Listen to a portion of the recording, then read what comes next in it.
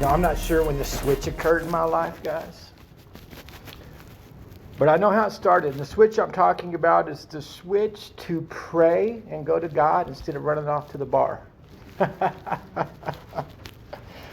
give thanks even when it looked like it was bad for me. You know, on page 133 they said, avoid then the deliberate manufacture of misery. God didn't do it.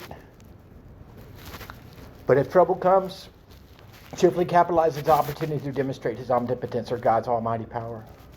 You know, I'm supposed to run to God especially when trouble comes. That's not normally what I do. I usually look for somebody to blame first, besides me. And, you know, it's easy to be spiritual and give credit to God when everything's going my way. And there's plenty of money in the bank and she's acting right and the dog didn't go on the floor this morning, thank God. It's, you know, but AA, what I found, it's not about being comfortable, man. It's about the discomfort, especially at first.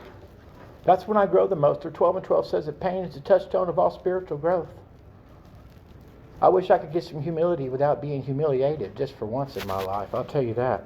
You know, and it started by giving thanks even in my most dire circumstances. Page 100, it says, follow the dictates of a higher power, and you will presently live in a new and wonderful world no matter what your present circumstances. I kept believing that and I stayed obedient. Even in homelessness. Even being treated like a drug addict and a homeless person. And I chose to stay sober that whole time.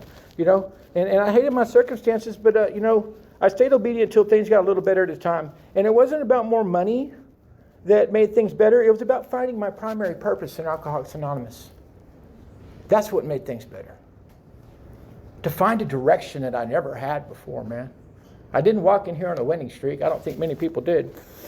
And learning, you know, that what I do when nobody's looking, honestly, that's what matters the most today. When there's nobody else around me. Because that's when my awareness of God needs to be at an all-time high.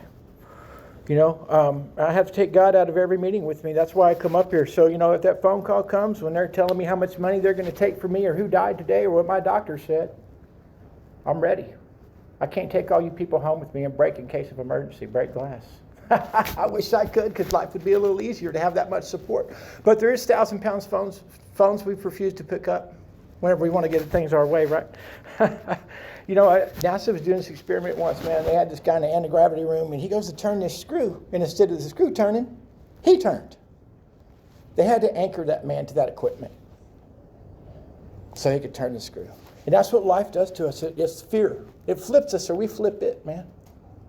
That's why I got to take God out of every meeting. Because I just don't know what it's going to be like the second I walk out of here. You know, I look at the way I dealt with things in the past. Did I cheerfully capitalize it?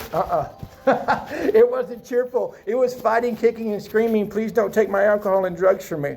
But, you know, God's not saying to me it's his way or the highway, guys. He is the highway.